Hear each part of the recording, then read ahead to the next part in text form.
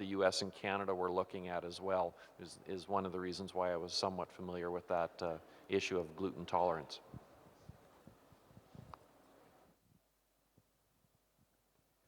Yeah, hi. Question to the person from Australia.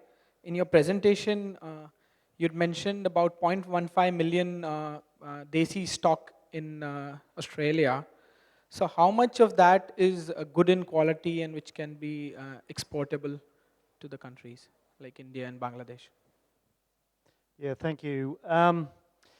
Look, I think predominantly all of the remaining stocks now are of a good quality. Yeah, there's a small amount of defective peas left, but Pakistan is and the UAE is very quickly taking those. So I believe nearly all of what is left now is of a good quality and suitable for Bangladesh and suitable for India.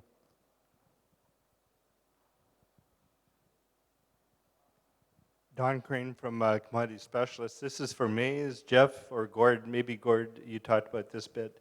But Jeff, you touched on it a bit with the pet food industry. Where do you think it is going in the next 5 years? We see an increase in the amount of demand for lentils, peas, and chickpeas. Just wanted to see if any of you guys want to give your opinion on that.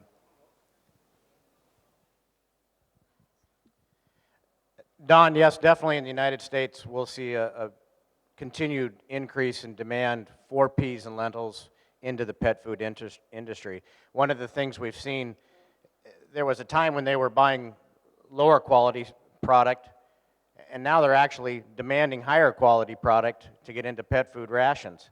And they're paying, in some cases, higher prices than what the rest of the world is paying, what the people are paying for pulses.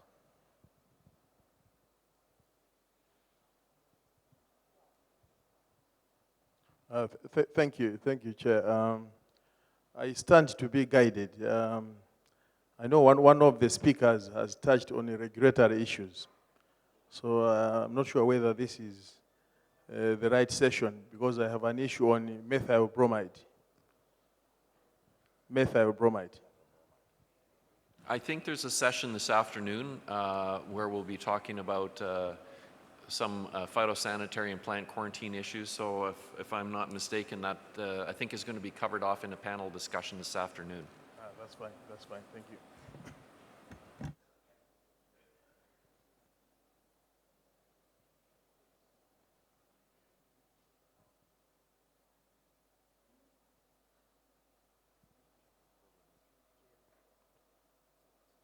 Are there any more issues which you would like to discuss?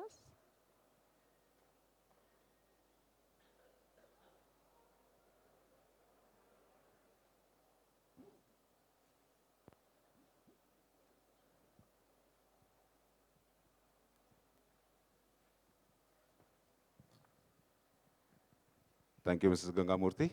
Ladies and gentlemen, it's a privilege. We thank Mrs. Gangamurthy for stepping forward.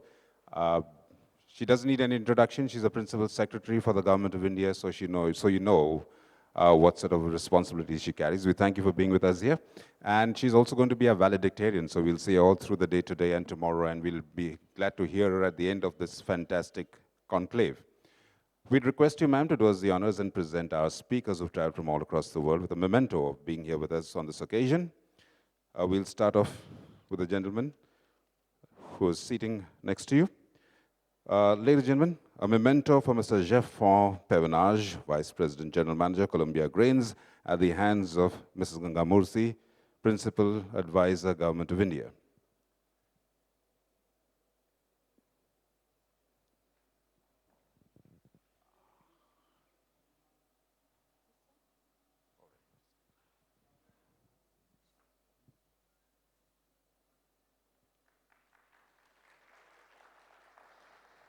To Mr. Gordon Bacon of Pulse Canada.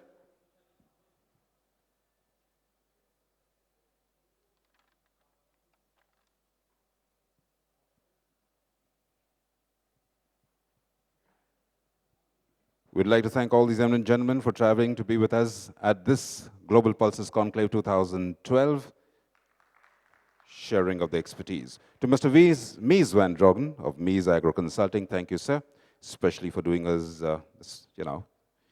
the honor of being with us here and being kind enough to help us. Thank you.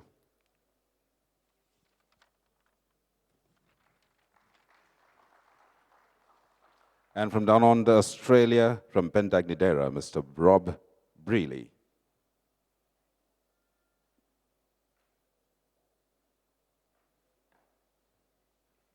Once again, gentlemen, on behalf of India Pulses and Grains Association, a small memento on your presence here at this global conclave. We look forward to your participation in other conclaves. May I please request Mr. Bimal Kothari, Vice President, India Pulses and Grains Association, do us the honor and present a small memento to the lady who was kind enough to step up and do us the honors and who will be with us all through today and tomorrow, Mrs. Ganga Murthy.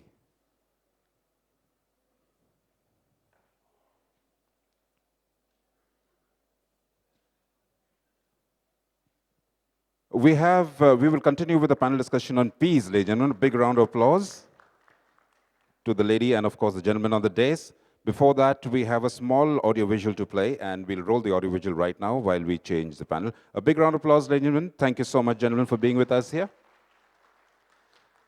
We'll have to set up for the panel discussion and a small audiovisual while that is being played.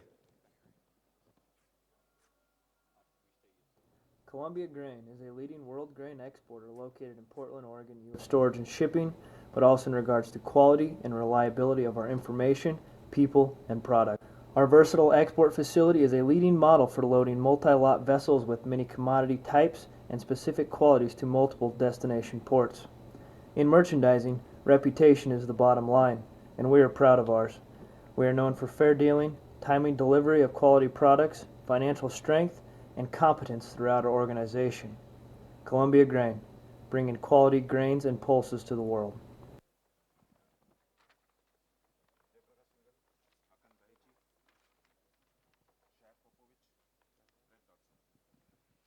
Please remain seated, Ms. Mees. Ladies and gentlemen, we move on to the panel discussion on peace. This is going to be moderated by the chair, India Pulses and Grains Association. He's the president of India Pulses and Grains Association. He's going to chair this panel discussion. Please welcome on stage Mr. Praveen Dongre, President, India Pulses and Grains Association. In the panel, we have, besides Mr. Mees Van Dung, we have Mr. Jaiprakash Singhal of Sharp Menthol. May I please request Mr. Singhal to be seated on the dais.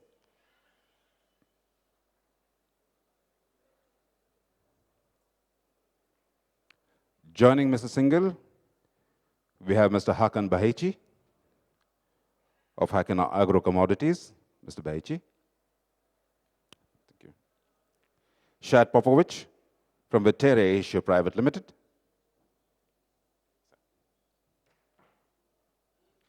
And Brett Dodson from Australian Grain Export.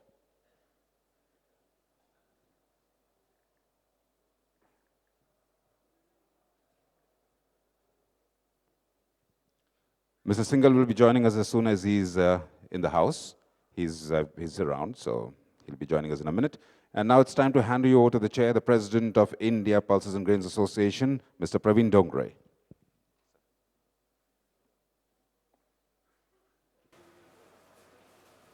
Good afternoon, ladies and gentlemen. I know we are running a little late. You will have to wait for another half an hour before we break for lunch. But thank you for coming in and participating this afternoon. We are missing one panelist, Mr. Singhal, Mr. Jaiprakash Singhal from Sharp.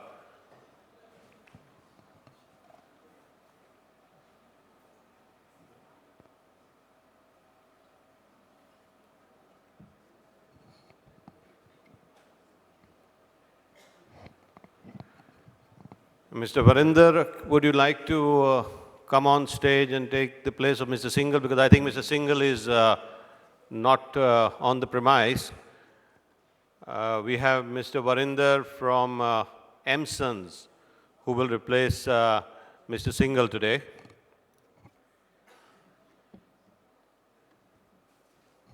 Thank you, Varinder.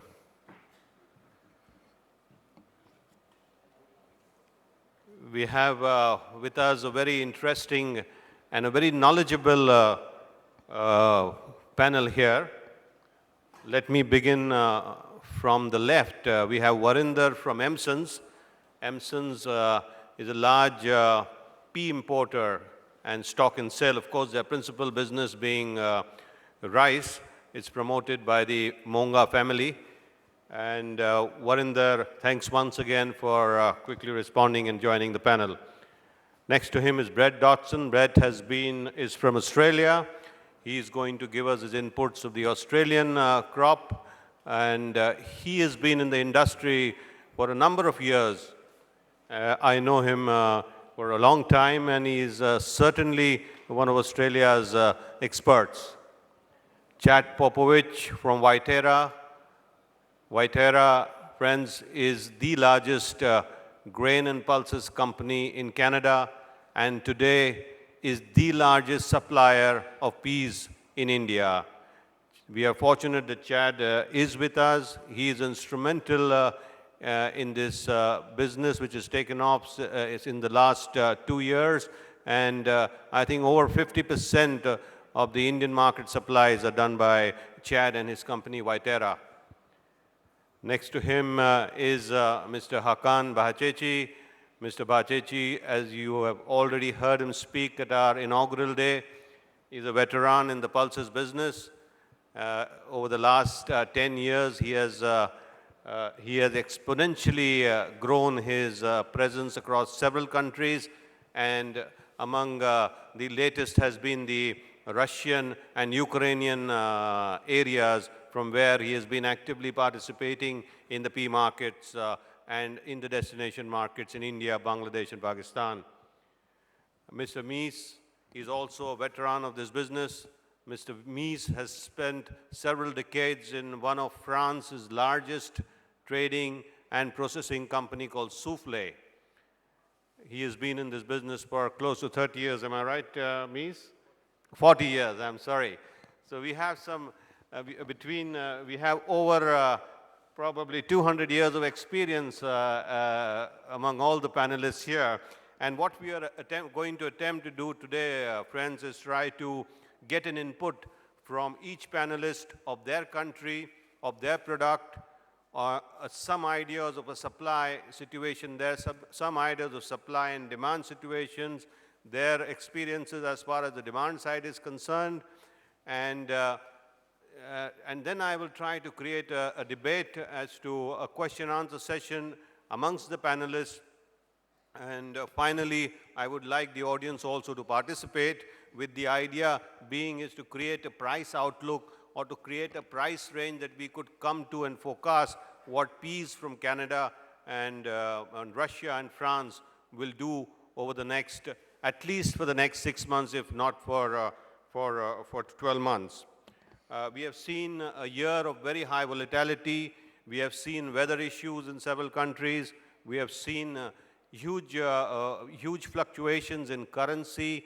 We were faced by the European crisis, and all these have affected in many ways pricing of pulses at origin as well as destination.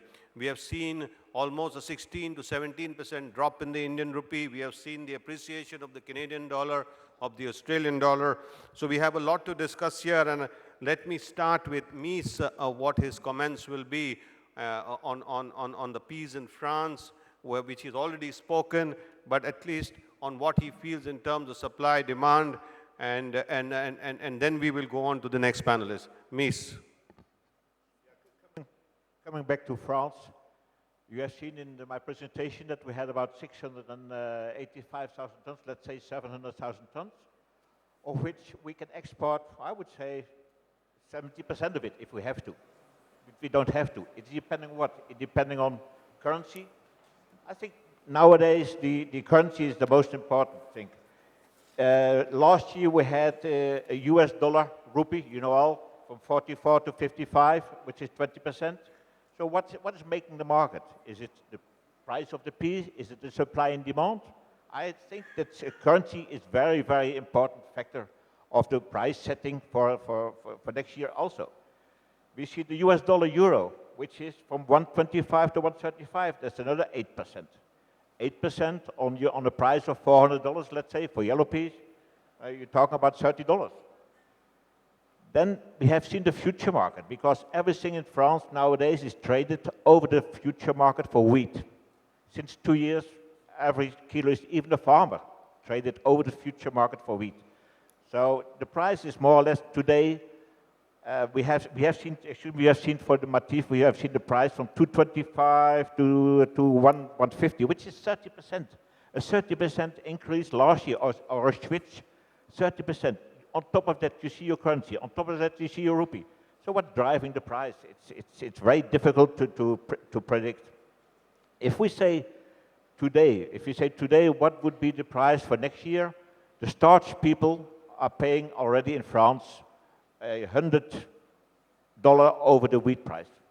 Wheat price is 260, so they pay $100 over. You talk about 360. You add on your freight, you talk about 425. C&F India. So I guess that would be then also more or less a minimum price for the French peas. And Could you repeat the FOB and the CNF equivalent, Mies?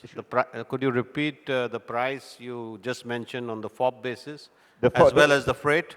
The freight, yeah, you talk about 260 FOB for the wheat, put on 360, put on a 65 freight, talk about 425. C&F India as a minimum price, because that's today is paid by the starch people, and they can use a lot. They can use a lot. If it's 650,000 tons of crop, we have to ship also to Norway for fish food, and so it depends really on the dollar. What happened last year? How could we export to India a couple of cargoes? Because what? Because of the lower Matif, the low wheat price, and the very, very high dollar rate against the euro at the time of the crisis, when the crisis started with Greece. That was the only reason that we could export.